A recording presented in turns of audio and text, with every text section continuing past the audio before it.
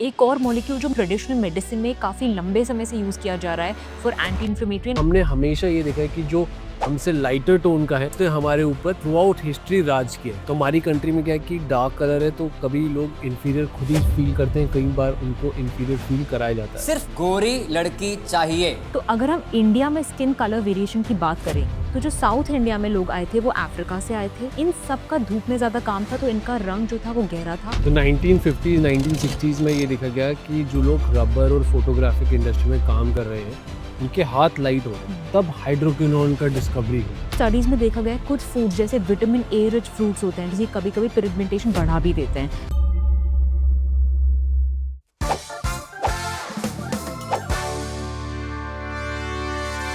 Welcome to episode 2 of season 2 of the skin and scalp show. इस episode में हम बात करने वाले हैं मेलानिन की साइंस के बारे में। हमारी कंट्री में dark spots, tanning, body part darkening, face light, body dark, dark body, face light, ये सारे कंसर्न्स बहुत ही कॉमन है। So sit tight because this is going to be a melanin master class. तो अगर हम इंडिया में स्किन कलर वेरिएशन की बात करें तो जो साउथ इंडिया में लोग आए थे वो अफ्रीका से आए थे, द्रविडियन पॉपुलेशन और वहाँ के कुछ लोकल ट्राइब्स थे जो हंटर गैदरर्स थे। इन सब का धूप में ज्यादा काम था तो इनका रंग जो था वो गहरा था और अफ्रीका के कलर से मैच करता था। जैसे जैसे नॉर्थ में हम गए वहां पे आते हैं इंडो आर्यंस जो आए मॉडर्न डे ईरान और कजाकिस्तान से। इनका शेड बाय नेचर लाइट था और जब ये मिक्स हुए द्रविडियन पॉपुलेशन से तब हमें एक मीडियम या ब्राउन स्किन टोन मिलने लगा। ईस्ट में मंगोलियास का इन्फ्लुएंस था, वहां से लोग आए तो उनके फेशियल फीचर्स, उनके स्किन का कलर, उनके बालों का कलर, ये सब उनसे मैच करता है। फिर ओवर ईयर्स जो क्लाइमेटिक चेंजेस हुए हैं, एनवायरमेंटल पैटर्न, फूड पैटर्न, उसके कारण हमने अलग अलग कलर पैटर्न्स रीजन के हिसाब से रिटेन किए हैं। तो हमारी कंट्री में क्या है कि डार्क कलर है तो कभी लोग इन्फीरियर खुद ही फील करते हैं, कई बार उनको इन्फीरियर फील कराया जाता है। बट जो हमारे ऋग्वेद है उसमें जो क्लासिफिकेशन है वो कलर के अकॉर्डिंग तो है नहीं। वो जो क्लासिफिकेशन है वो काम के अकॉर्डिंग है, जिसमें आपके ब्राह्मण है, क्षत्रिय है, वैश्य है और शूद्र है। हाउएवर ओवर टाइम क्या हुआ है कि जो लाइटर स्किन के लोग हैं वो यूजुअली डार्कर स्किन लोगों पर हावी रहे हैं। जैसे इंडो आर्यन जो आए, अलेक्जेंडर द ग्रेट जो अपनी आर्मी लाया, उसके अलावा ये बिलीफ और स्ट्रांग हो गया जब ब्रिटिशर्स कॉलोनाइज करने इंडिया में आए। तो हमने हमेशा ये देखा है कि जो हमसे लाइटर टोन का है उसने हमारे ऊपर थ्रू आउट हिस्ट्री राज किया है। तो कहीं ना कहीं हमारे अंदर ये बात रीइंफोर्स हो गई है कि जो लाइटर स्किन टोन है वो पावरफुल है, वो ज्यादा इंटेलिजेंट है और उनके पास बेटर अपॉर्चुनिटीज है compare to the darker skin tone. Absolutely. तो मीडिया पोर्ट्रेल के कारण और जैसी हमारी कल्चरल हिस्ट्री रही है उसके कारण आजकल स्किन लाइटनिंग ट्रीटमेंट्स का मार्केट भी बहुत बढ़ गया है। But on the other hand slowly but steadily लोग मेलानिन का फायदा भी समझ रहे हैं कि मेलानिन एक्चुअली हमारी स्किन में प्रोटेक्शन का काम करती है and lot of people of this generation have started to accept that. आजकल जो पॉपुलेशन है वो काफी सारे लोग जो है शहर में रह रहे हैं, हम लोग गाड़ी में आ जा रहे हैं, बाहर का एक्सपोजर जो है हमने काफी कम कर दिया। तो इसके कारण भी जो हमारा अब नेचुरल स्किन कलर है वो ज्यादा लाइट हो रहा और हमने ये भी देखा है कि विद इन अ फैमिली बच्चों के जो रंग है वो डिफरेंट होते हैं। है। तो सिर्फ जो पुराना चलते आ रहा है जो जेनेटिक्स है उससे भी ज्यादा जरूरी है आजकल जो हम कहते हैं एपिजेनेटिक चेंजेस, मतलब जीन्स के आसपास होने वाले चेंजेस। हम कैसा सोचते हैं, हम क्या खाते हैं, हमारी लाइफस्टाइल क्या है। दो अगर ट्विन्स हैं, अगर दोनों की लाइफस्टाइल बिल्कुल डिफरेंट है तो हो सकता है उनका कलर बिल्कुल डिफरेंट हो, उनके हॉर्मोन्स डिफरेंट है। एक की लाइफस्टाइल हेल्दी है, कोई पीसीओएस नहीं है, एक की लाइफस्टाइल खराब है, पीसीओएस है, उनका कलर बहुत डिफरेंट हो सकता है। सो कुछ चीजें हमारे कंट्रोल में भी हैं। तो अगर हम कलर कम करना चाहते हैं या अपने डार्क स्पॉट रिड्यूस करना चाहते हैं तो हमें मेलानिन पाथवे पे कंट्रोल करना हो। मेलानिन पाथवे शुरू कहाँ से होता है? टायरोसिन अमाइनो एसिड अब्सॉर्ब होती है हमारे गट से। टायरोसिन कई सारे फूड में होता है, उसके बाद वो जाता है स्किन के अंदर। स्किन में होते हैं मिलानोसाइट्स जिनके अंदर होता है मिलानोसोम। इसके अंदर पूरी प्रोसेस होती है मेलानिन बनने की। टायरोसिन कन्वर्ट होता है डोपा में और यहाँ पे टायरोसिनेज नाम का एंजाइम जो है वो काम करता है। फिर डोपा कन्वर्ट होता है डोपाक्विनोन में। डोपाक्विनोन के बाद डिसाइड होता है कि आपका कलर फेयर होगा या डार्क होगा। अगर कलर फेयर होगा तो फ्यू मेलानिन ज्यादा बनेगा, बट अगर कलर डार्क है जैसे कि इंडियन पॉपुलेशन में है तो वो इसलिए क्योंकि वहां पे यू मेलानिन बन रहा है, एक सिस्टीन का कंपाउंड आके जुड़ जाता है डोपाक्विनोन के साथ और यू मेलानिन का सिक्रीशन जो है वो इंक्रीज हो जाता है। इस मेलानिन जो पाथवे है इसको तीन चीज इफेक्ट करती है।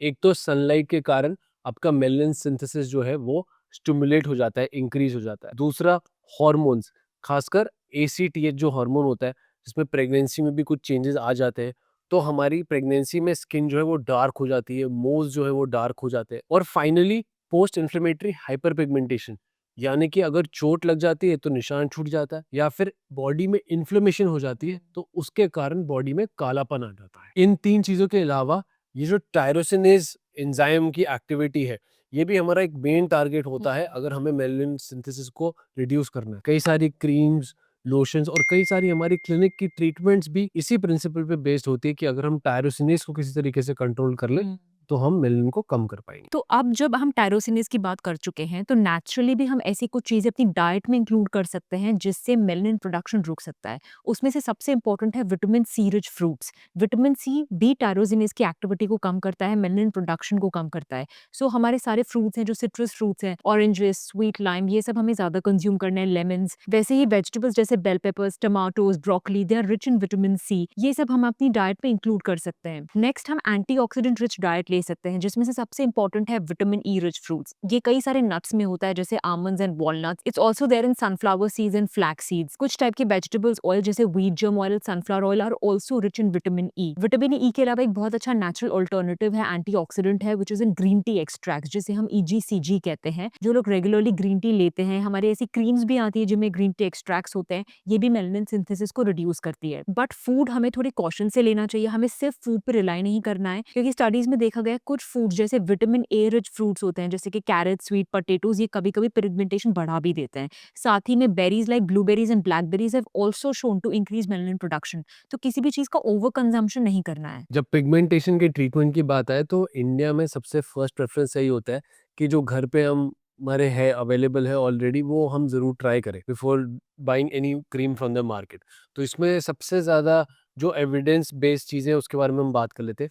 टर्मरिक एक ऑप्शन है।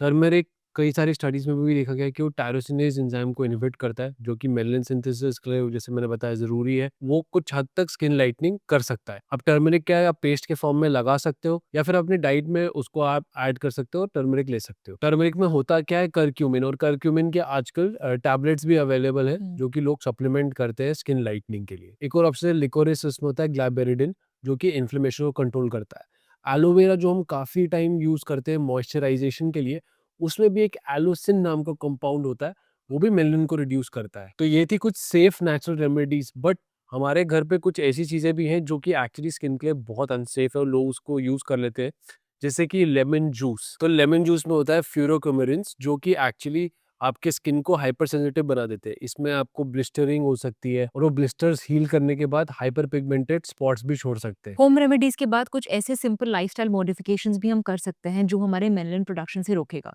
One of them is avoiding UV exposure जब यूवी इंडेक्स बहुत ज़्यादा है। सो जनरली रेकमेंडेड है कि यूवी इंडेक्स जब 3 से लेस होता है आपको सनस्क्रीन लगाने की जरूरत नहीं है। इंडिया में average UV index is 10 to 12। सो हमारे देश में इसलिए बहुत जरूरी है कि हम सनस्क्रीन लगाएं। हम एक ट्रॉपिकल कंट्री में रहते हैं, सारा मेलानिन प्रोडक्शन धूप से हो रहा है। आप घर में हैं, बाहर हैं, आपको सनस्क्रीन लगानी है। साथ ही में जब आप सनस्क्रीन चूज़ करते हैं, आई रिकमेंड कि आप एटलीस्ट 30 to 50 एसपीएफ की सनस्क्रीन चूज़ कीजिए। मोर इम्पोर्टेंट इज़ कि उसमें पीए फैक्टर क्या है? पीए फैक्टर बताता है कि हमारी स्किन में यूवीए प्रोटेक्शन कितना दे रही है सनस्क्रीन, और यूवीए रेज़ है जो एजिंग रेज़ है, जो हमारी स्किन में पिगमेंटेशन, फाइन लाइन्स और रिंकल्स करवाती है। तो पीए फैक्टर होना चाहिए पीए 3+ या 4+। ब्रॉड स्पेक्ट्रम लिखा होना चाहिए आपकी सनस्क्रीन पे, वो आपको अच्छी लगनी चाहिए टेक्सचर वाइज। बहुत सारे लोगों को टेक्सचर सनस्क्रीन का पसंद नहीं है इसलिए वो अवॉइड करते हैं, लेकिन आजकल मार्केट में जेल बेस्ड सनस्क्रीन है ऑयली स्किन के लिए, क्रीम बेस्ड सनस्क्रीन है ड्राई स्किन के लिए, कॉम्बिनेशन स्किन के लिए। जैसे आपको फील होता है डे या मौसम के हिसाब से, उस हिसाब से आप सनस्क्रीन लगा सकते हैं। स्प्रेज अवेलेबल है, स्टिक्स है, तो इतना कुछ है मार्केट में। बट मेन प्रोटेक्शन आपको चाहिए धूप से। जो लोग कहते हैं कि हम इंडोर्स रहते हैं, हमारा काम लैपटॉप पे ज़्यादा है, उनको फिर ब्लू लाइट प्रोटेक्शन भी बहुत इंपॉर्टेंट है। ब्लू लाइट भी हमारी स्किन में मेलास्मा नाम के पिगमेंटेशन को बढ़ाती है।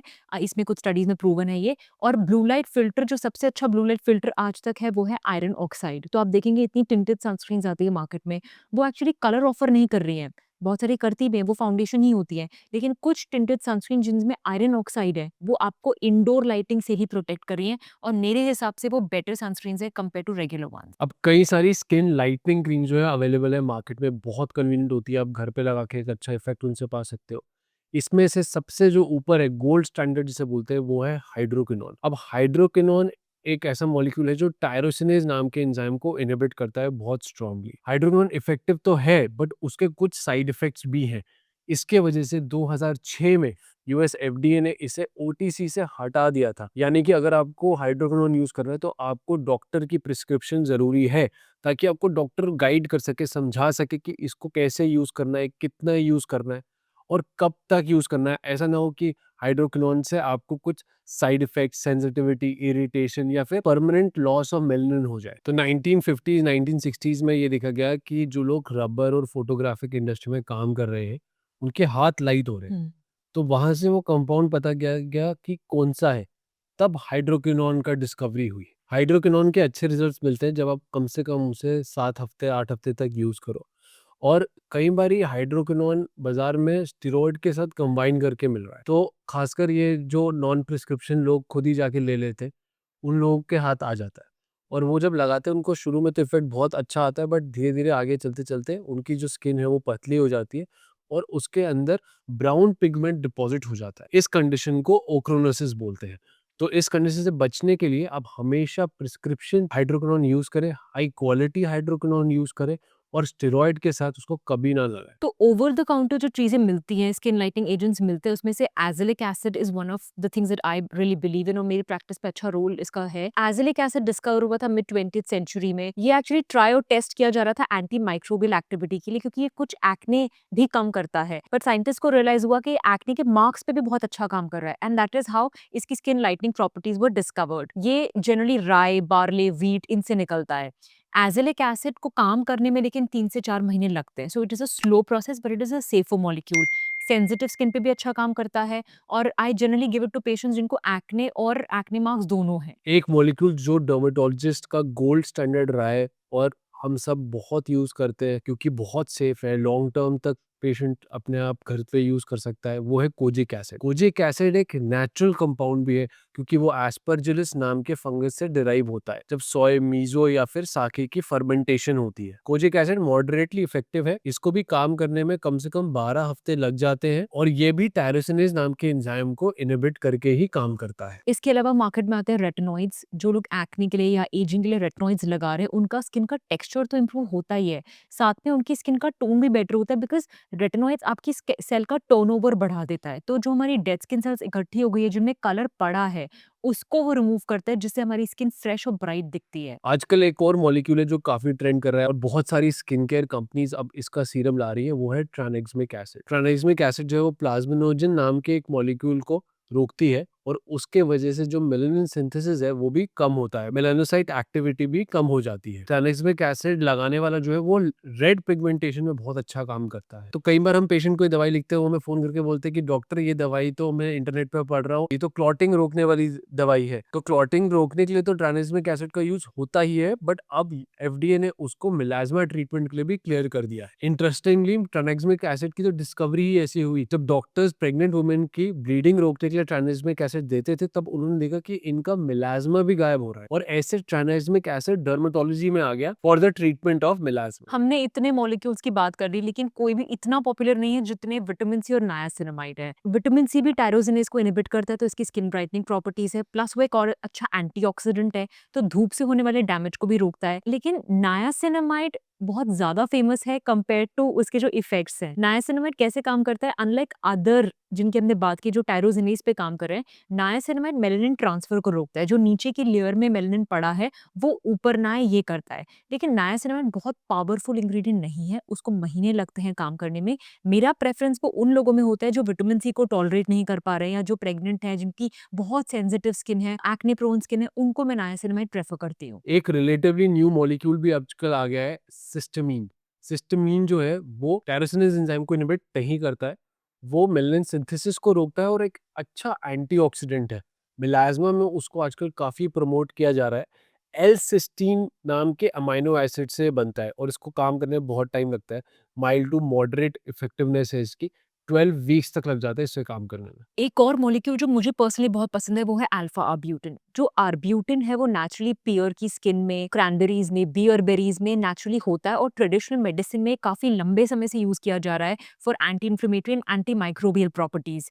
लेकिन आर्ब्यूटिन के दो कंपोनेंट होते हैं, अल्फा और बीटा। उसमें जो अल्फा आर्ब्यूटिन कंपोनेंट है वो स्किन लाइटनिंग में भी हेल्प करता है क्योंकि वो भी एक टायरोसिनेज इनहिबिटर है। ये एक नेचुरल डेरिवेटिव है हाइड्रोक्विनोन का ही। बट हाइड्रोक्विनोन से ज्यादा सेफ क्यों है? क्योंकि ये हमारी जब स्किन में जाता है तो धीरे धीरे नेचुरली हाइड्रोक्विनोन रिलीज करता है।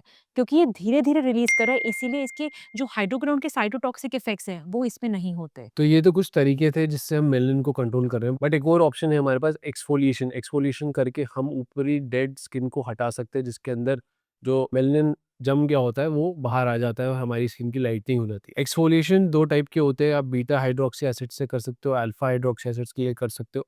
But beta hydroxy acids pigmentation के लिए बहुत अच्छे एक्सफोलिएंट्स नहीं होते।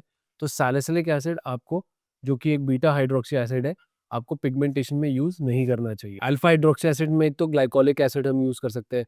ग्लाइकोलिक एसिड जो है स्मॉल मॉलिक्यूल है, काफी स्पीड में नीचे उतर जाता है आपकी स्किन में, फटाफट एक्सफोलिएशन कराता है, स्किन लाइटनिंग प्रॉपर्टीज भी होती है इसकी। तो अगर सेंसिटिव स्किन है तो यूज मत करो, बट अगर आपकी नॉर्मल स्किन है तो आप यूज कर सकते हो। मैंडलिक एसिड और लैक्टिक एसिड ये दोनों मेरे फेवरेट है, क्योंकि ये मोस्ट पेशेंट्स को सूट कर जाते हैं। इन मॉलिक्यूल्स का साइज बड़ा होता है तो ये धीरे धीरे पेनिट्रेट करते हैं, और दोनों की जो लाइटनिंग प्रॉपर्टीज है वो काफी स्ट्रांग है। लैक्टिक एसिड तो एक्चुअली मॉइस्चराइजर्स में भी यूज होता है, क्योंकि लैक्टिक एसिड आपकी स्किन को हाइड्रेट भी करता है, at the same time exfoliate भी करता है। डिफरेंट बॉडी पार्ट्स में डार्कनिंग की बात की जाए तो क्या स्किन लाइटनिंग एजेंट्स यूज कर सकते हैं? अंडर आई, आर्ब्यूटिन और resorcinol. Lip pigmentation, kojic acid high concentration 5%। Neck darkening, combination of lactic acid and glycolic acid. elbows and knee darkening, same lactic acid and glycolic acid combination. private parts, mandelic acid based serums. underarm pigmentation, azelaic acid and tranexamic acid combination. melasma, azelaic and resorcinol. detanning, vitamin C. body exfoliation. Glycolic acid. अब topical से हम oral की तरफ चलते हैं। Best oral supplements for skin lightning कौन से हैं? ग्लूटाथायोन, कोलेजन, ये सबसे ज्यादा ट्रेंडिंग है। एब्सोल्युटली, लेकिन कोलेजन जो है वो एक प्रोटीन है। It's a good source of protein. वो आपका कोलेजन सिंथेसिस में इंप्रूव कर सकता है, आपकी स्किन में हाइड्रोनिक एसिड का कंटेंट बढ़ाता है, हाइड्रेशन देता है, बट वो स्किन लाइटनिंग मॉलिक्यूल नहीं है। लेकिन ग्लूटाथियोन वंडरफुल एंटीऑक्सीडेंट और उसके कुछ स्किन लाइटनिंग बेनिफिट्स हैं, या हम ऐसा कह सकते हैं कि मेलानिन सिंथेसिस को कम करने में वो हेल्प करता है। वो क्या करता है कि आपके स्किन में ब्राउन या ब्लैक पिगमेंट का जो कॉन्सेंट्रेशन है उसको कम करता है और ज्यादा प्रोडक्शन करवाता है रेड या येलो पिगमेंट का, जिसे हम फ्यूमेलानिन कहते हैं। इस तरह से वो हमारी स्किन लाइटनिंग में हेल्प करता है या डी टैनिंग में हेल्प करता है। ग्लूटाथियोन सिर्फ स्किन के लिए नहीं बट अदर ऑर्गन्स के लिए भी हेल्पफुल है, क्योंकि वो हमारी बाकी ऑर्गन्स को भी ऑक्सीडेशन से रोकता है। कुछ और एंटीऑक्सीडेंट्स है, जैसे अल्फा लिपोइक एसिड है, एस्टाक्सांथिन, रेस्वेराट्रोल, कोएंजाइम क्यू, इन सब का क्या रोल है? ये सारे ही हमारी बॉडी में ऑक्सीडेशन के प्रोसेस को रोकते हैं। ऑक्सीडेशन वही प्रोसेस है जो एक एप्पल को काटते हैं आप रखते हैं, लेमन को काटते रखते हैं तो वो ब्राउन टर्न हो जाता है। That is the process of oxidation. तो जब हमारी स्किन में एंटीऑक्सीडेंट ज्यादा होंगे वो हमारी स्किन को ऑक्सीडाइज नहीं होने देंगे और ऑक्सीडेशन से बचाएंगे और वो खुद ऑक्सीडाइज होंगे। That is how these are helpful in anti aging as well as skin brightening. Okay, so best supplement for skin lightening, glutathione, anti aging, resveratrol, dark knuckles, N acetylcysteine, dark corners of the mouth, vitamin B12. Hair fall, I would say iron and vitamin D, acne, zinc, skin hydration, collagen, sensitive skin, omega-3 supplements, tanning. oral polypodium leukotomos। अगर ये सब चीजें हमने try कर ली हैं एक patient पे और उनको रिजल्ट नहीं आ रहा है, तब हम आगे बढ़ते हैं और हम कुछ टेक्नोलॉजी का यूज करते हैं क्लिनिक में। My favourite is a combination of lasers and chemical peels. Lasers क्या करती हैं, वो एक लाइट होती है जो आपके अंदर का जो कलर होता है मेलानिन जिसे हम कहते हैं, उसको गर्म करके उस सेल को तोड़ देती है। जब ये सेल टूटता है तो मेलानिन आ जाता है बाहर और बॉडी इसे वेस्ट समझती है, उसे खुद निकालती है। That is how lasers function. अगर आपने इसको केमिकल पील के साथ कंबाइन किया तो ये जो डेड स्किन सेल है ये जल्दी निकलेगा और आपको ब्राइटनिंग फिक्स बेटर आएंगे। साथ ही में कुछ केमिकल पील्स में खुद स्किन लाइटनिंग प्रॉपर्टीज होती हैं, इसीलिए लेजर्स के साथ कंबाइन करने पे इनका इफेक्ट एनहांस हो जाता है। इसे हम कहते हैं क्यू स्विच लेजर, जिसका वेवलेंथ होता है 1064 नैनोमीटर। हम लेजर टोनिंग के नाम से उसे जानते हैं, हॉलीवुड फेशियल के नाम से जानते हैं। एक तो लेजर हो गई जो कलर पे काम करिए, दूसरा ऐसी लेजर्स होती हैं जो स्किन में माइक्रो चैनल्स क्रिएट करती हैं जिसके थ्रू पिगमेंट अपने आप जल्दी बाहर आए, जैसे कि फ्रैक्शनल लेजर्स। इसमें अर्बियम ग्लास लेजर या फ्रैक्शनल CO2 लेजर अच्छा काम करती है। लेकिन इन दो फ्रैक्शनेटेड डिवाइसेस को मैं हमेशा लो एनर्जी पे देती हूँ, क्योंकि अगर हाई एनर्जी पे दिया तो ये खुद भी पिगमेंट प्रॉब्लम्स कर सकते हैं। इसीलिए जब आप एक लेजर ले रहे हैं तो इट इज वेरी इंपॉर्टेंट कि एक डर्मेटोलॉजिस्ट आपको गाइड करे कि आपको एनर्जी क्या रखनी है, कितनी लेजर लेनी है और कब उसे बंद करना है। कुछ कॉमन प्रॉब्लम जैसे कि टैनिंग हो गया, मिलाज्मा हो गया, जिसके लिए पेशेंट हमारे पास आते हैं, उनको हमेशा लगता है कि इस पे लेज़र ही बेटर काम करेगी, बट ऐसा नहीं है। लेज़र जनरली उन चीज़ों पे बेटर काम करती है जिसमें कि हमें डीप मेलानिन को टारगेट करना होता है। तो इन सुपरफिशियल कॉमन प्रॉब्लम्स के लिए हम कुछ पेटेंटेड पील्स करते हैं और ये पील्स यूजुअली 2 स्टेप्स में होती है। इसमें आपका क्लिनिक का पार्ट होता है और एक पार्ट आपका घर पे जो पेशेंट खुद से करता है।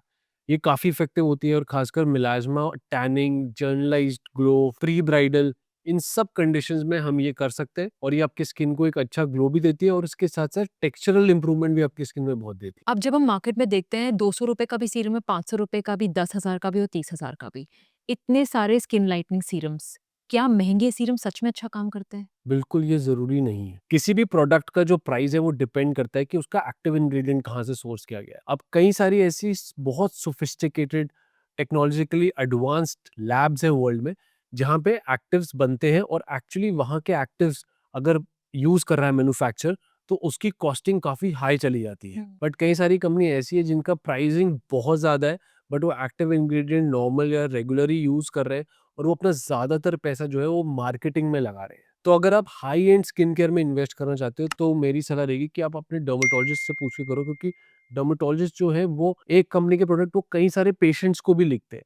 उससे उनको फीडबैक मिलता है कि कौन-सा प्रोडक्ट जो है वो अच्छा काम कर रहा है, कौन-सी कंपनी जो है उसके जो एक्टिव इंग्रीडिएंट्स है वो प्योरेस्ट फॉर्म में है। ऐसा करने से आपको सेफ्टी, इफेक्टिविटी और अपने मनी का जो प्रॉपर रिटर्न है वो मिलता है। So all in all holistic approach to skin care is very important, चाहे आप डी टैनिंग कर रहे हो या स्किन ब्राइटनिंग कर रहे हो, अपना कोई पिगमेंट इश्यू कम कर रहे हो, सनस्क्रीन लगाना, अच्छा खाना, धूप से बचना, प्रोडक्ट्स अच्छे क्वालिटी के यूज़ करना और टाइम टू टाइम अपनी स्किन को चेकअप करवाना, ये सब ज़रूरी है अच्छी स्किन हेल्थ के लिए। तो इसी के साथ we come to an end of the episode 2 of season 2 of the skin and scalp show. I hope आप सबको मेलानिन की ये कहानी काफ़ी इंटरेस्टिंग लगी होगी। फिर भी अगर ऐसे कोई सवाल हैं जो छूट चुके हैं, तो आप उसे कमेंट सेक्शंस में हमसे पूछ सकते हैं। साथ में प्लीज़ हमारे चैनल को सब्सक्राइब कर लीजिए, उससे ऐसी और इंटरेस्टिंग स्किन और हेयर से रिलेटेड कहानियाँ हम आपके लिए लाते रहेंगे। मिलते हैं अगले एपिसोड में। Up until that I wish you all a very happy and healthy skin.